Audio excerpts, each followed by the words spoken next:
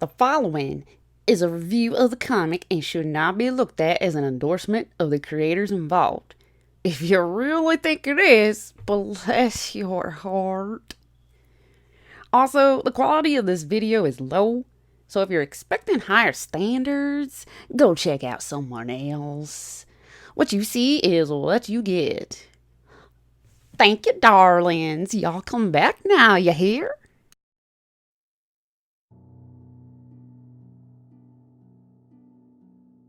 Hey guys, StarCraft here, and I'm starting to wind down on my The End videos. So let's go into the final three of the original The Ends. And then this Wednesday I'll be getting about 3 more of those The End books, so I'll be going over those over the days following. But for now, let's go into, I saved the biggest for last. Won't say the best for last, but definitely the biggest. And that's X-Men The End. Funny thing about this is, it's 1, 2, 3 books. Now I'm going to go over each of the books separately. And I'm not going to do them all at once. I'll be here all day doing that. And I'm pretty sure that each of these ones are going to be long enough on their own, I think. But yeah, basically Chris Claremont was given 18 issues to wrap up any loose ends, any plot points up until that point that he can. Now the funny thing is though, is some of these things already are contradicted. Like he resolved the Third Summers brother. That's already been resolved with a different character entirely. He's resolved the stuff with Cassandra Nova, or Jean, or yada yada yada. But I will give Claremont this. It's clear he or she looked into a lot of the plot points and tried to resolve them. Now the first one we get is already introducing a new character that's interesting, and that's actually what's her name?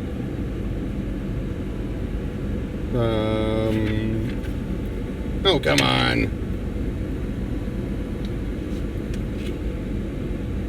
Hold on a second. Lee, the daughter of Bishop and Despard. Yeah, Bishop and Despard. That's an interesting one. We already know right there that Despard's already had a kid with Gabriel, the Third Summers brother. But yeah, basically summarizing everything. She's summarizing everything from what she's heard about her father and the X-Men. How everything's, come to be. Now remember, Claremont is actually taking into account of Eliandra. Last time we see the Shi'ar, again, this was before Rise and Fall of the Shi'ar Empire, was Cassandra Nova's big attack. So yeah, that's taken into account. But yeah, Lee is out in space, and she was on a holodeck when she hears about not space. She's on a plane and hearing about how a Kree dreadnought is coming down, and she's getting ready for it. Yeah, and even mentioned a reference to the clans dying, which is nice. That's an Alan Davis reference. But yeah, he's observing all this stuff going on. There's some big trade deal going on. But those are one woman that sees her and attacks. Oh, it's Ilea. Sorry, not Lee. Ilea. As it's like, you're supposed to watch my back. Totally my bad. She's totally naturally cloaked. Totally naturally. Claremont with your Claremontisms. But yeah, some of these are actually other X-Men. Actually, that's the weird thing. Like you have you have Nocturne. That's Nightcrawler's alternate universe daughter from Exiles. You have Siren. What the heck are they doing here? Is the big question. Why are they making a deal with the Kree, etc., etc.? A lot of questions that are going to be tossed around. This gets complicated. We're also introduced to these War Skrulls, shape-shifting warriors, who end up, putting up a big fight. Yeah, then, these weird questions are unanswered, like this cocoon that opens up, a woman comes out and just falls over. These, eggs being dropped that kind of look like, brood. But yeah, she grabs the woman that came out and knocked her. And you're not going to believe who that woman was. We'll get to that in a moment, but we also have on board the ship, we have Carol Danvers as binary, but she's more the ship's AI in this. And it turns out the figure that they rescued was Jean Grey, as she lights up, letting out a big signal that everyone's able to see. And we sort of see some people. We see Scott and Emma. We see Kitty Pryde as she's ready to run for Chicago's mayor or governor or mayor, one of the two. And we see apparently she has. Oh no, yeah, there's Rachel Summers there. We see Professor X senses everything. We see Cable.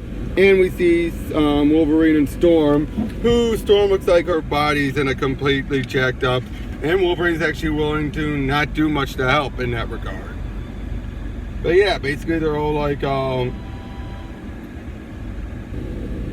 they're trying to, they're just talking it out, and turn out Nightcrawler somehow got on board. How? Not sure. But yeah, we're having Emma, Scott's reeling, but he and Emma have moved on and actually have a bunch of kids of their own. Yeah. Basically made it clear that Scott's not going to be all like, oh, he's not going to leave her for Jean, not this time around.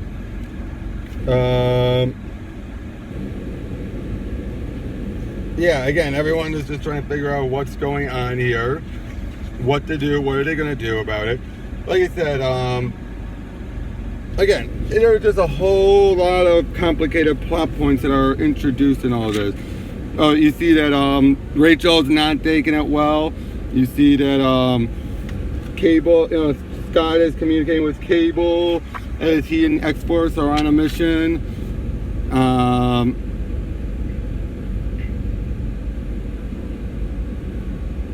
Yeah, apparently Storm is dying, it seems. But yeah, Wolverine doesn't want to have to talk about any of this. But yeah, it looks like Claremont's trying to go with more of the Storm and Wolverine relationship. Not bad at all. You also have Rogue and Gambit. They're married. They're able to actually touch each other and everything, which I actually do like. And this is still when she had her original power set still. Because remember, in recent times, that's since been reset.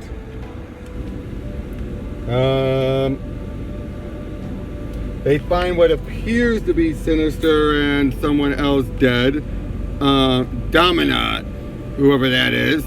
And but it turns out it's just a fake. As we see Sinister with a bunch of his own people are there waiting and everything. Again, all of this is just so complicated to set up and everything. You have Nightcrawler talking with Jean and all that. Nocturne's in a coma. Those crews they fought were an evolution of the Brood, but even though they're supposed to be extinct. Yeah, things of that nature. They're just wondering like what's going on, how did this happen? We find out that yeah, they are finding out about the Phoenix being around. And we also find out that Xavier and Alejandra had a kid. Yeah. Everybody say, Alejandra decides, yep, they must be taken care of no matter what.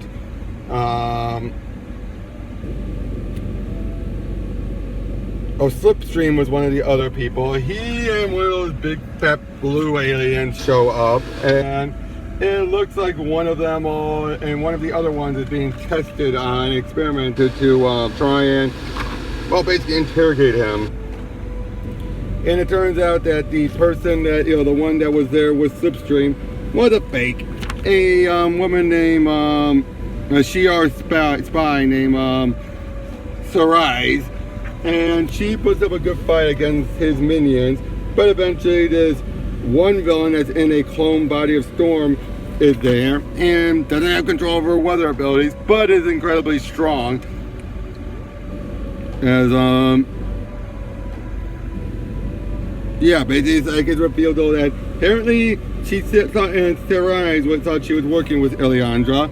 Apparently she says, "You lie. I reported directly to Alejandra herself." Precisely. again, leaving things very complicated. As apparently, Nightcrawler was able to censor deaths, but not know what it meant. We have all this other stuff. Like, turned out Jubilee, she doesn't do much in this one. She's a movie producer, meeting up with Nocturne. Somehow, I am completely confused on this one. Because apparently she is still down on Earth, and yet Nocturne is, yeah, up above and everything. I am, yeah, I really just don't get this at all. I mean, it is so complicated what's going on here. Yeah, but then we have Aaliyah having a dream of her parents and everything. Yeah, Jean is trying to just catch up with everything. She's trying to figure out what to do. Again, all of this is just so, it's typical Bendis complications. Not why did I say Bendis? Claremont! Jesus! We're gonna find out that Danny Moonstar is in a, what appears to be a mental ward and all that. Who's constantly been tortured and taunted. You have X-23 in Hong Kong on a mission, which I gotta say, Claremont's always had a good understanding of X-23 to a degree. Again, just a whole bunch of missions going on to set up what's been going on with people. But then in issue 4, things start to get a little out of hand when X-Force's mission starts to go completely up in smoke as there's an explosion. Domino is hurt. You see Warpath and so many others show up. All of a sudden, it looks like Shatterstar and Iris, that's a good friend of Cable's, both get nicked with something. Then Sinister's men all show up and are ready to, are ready to fight them all off. Yeah, they're just all being tossed around. They're putting up a good fight. I'll tell you that. At the very least, Claremont is really giving them at least like a last hurrah, but they still go down like punks as Meltdown gets taken over and basically killed by this blobby guy. He's already feasting on her, and he'll keep the body for a while. Domino comes in and kicks some butt, and then they keep on putting up a fight. But then it turns out though that hidden inside Iris was Apocalypse. Iris falls over dead because of this, and then all of a sudden Cable gets stabbed by Shatterstar. Wondering what the heck happened. It turns out he's been taken over by Technarchs, who then, and turns out when he got hit by that bullet, it infected him. And he starts to infect Warpath. Apocalypse is ready to, he's taunting them all. And then, Apocalypse takes out the guy taking over Meltdown. But then it turns out Technarchs actually then took out, it turned out Iris getting hit with the bullet also hit Apocalypse somehow. And, well, he is then broken apart into small nanobite fragments.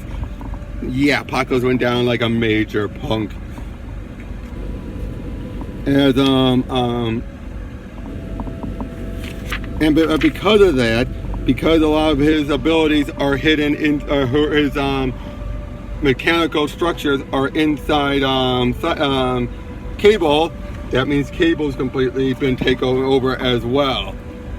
As he then tosses Rain, wait a minute, it's not Rain, it's the other one of the other feral cat characters. I just completely forgot her name, but she is launched way up into the air, but she's fine though. So we have Richter and Domino called for Richter to basically take out the ground from beneath them, leaving Domino, Richter, and Maria. That's what's her name? Oh, look it up and probably put it down here or something. But they have been dropped down into the cabin, leaving just those three around, wondering what the hell they're going to do next. As yeah, they're still trying. The others are still trying to figure out what to do. You have Dandy Moonstone meeting up with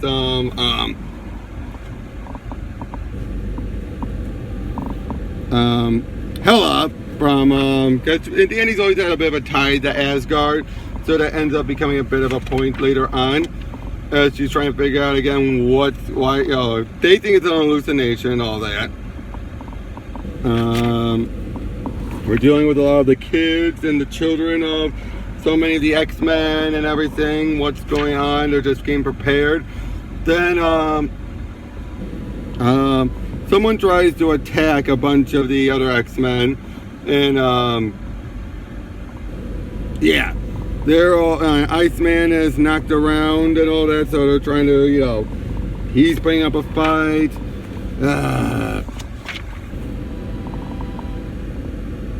Oh, Sage. That woman they're talking with is Sage. That's basically that woman with the basically has a computer for a brain and all that. They're trying to take her out. Storm is then and Wolverine are then attacked and all that by another figure, someone from their past, etc., etc. Yeah, everyone is being attacked from all sides, all directions, by some old enemies. You can see Rogan, Emma are going out to meet up somewhere. Again, all this stuff. It just feels like everything's now all of a sudden going to hell. Oh yeah, but then we see, Gambit is talking with Rogue, but then she decks him, revealing that it's not her husband, it's someone else in disguise. Telling him reveals that they're a war scroll. Turns out all of those enemies attacking him are war scrolls. As Storm takes them out by using her powers to finish them off. You have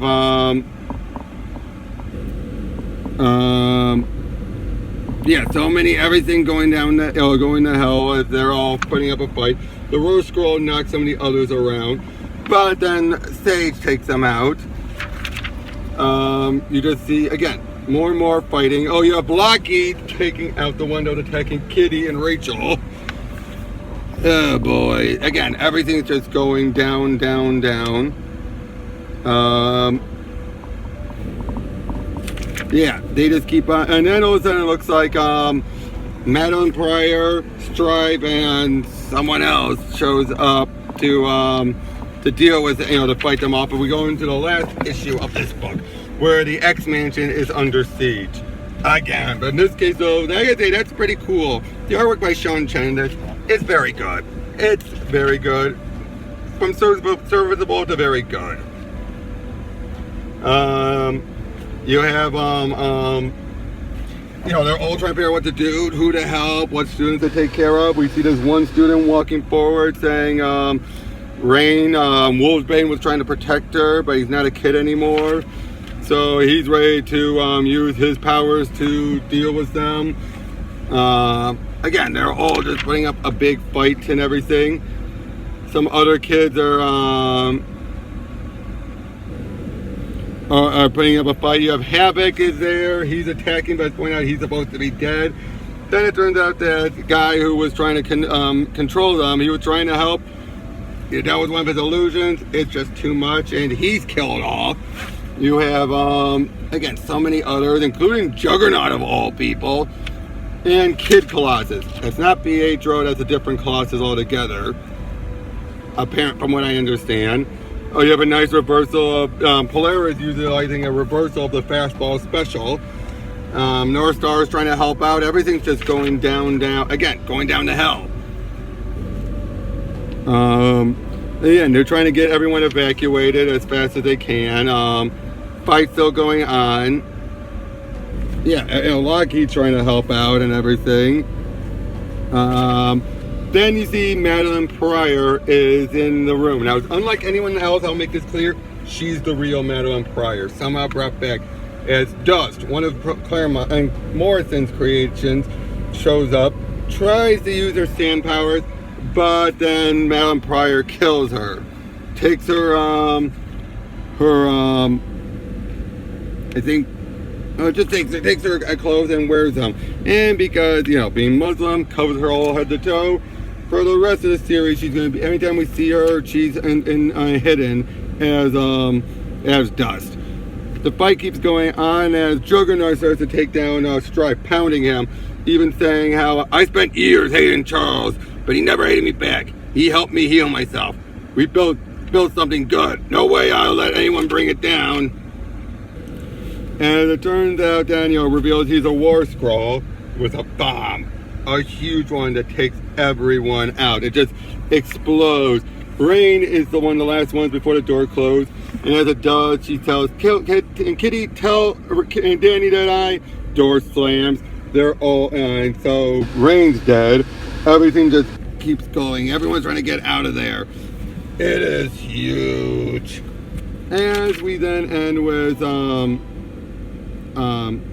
Callisto, Magneto, and Xavier sense what happened. And same with Jean and the others. As we end on a major cliffhanger. This book is just all over the place. That's the one downside I'm gonna give this going into everything. Everything is so everything is just so complicated. I mean, really complicated, complex. You could read this multiple times and still be like, wait, what? Huh? So much continuity porn, so much plot points, even minor plot points that unless you followed everything, you'd be like, wait, what? I mean, Claremont did his homework. Unfortunately, he did his homework. One of those things.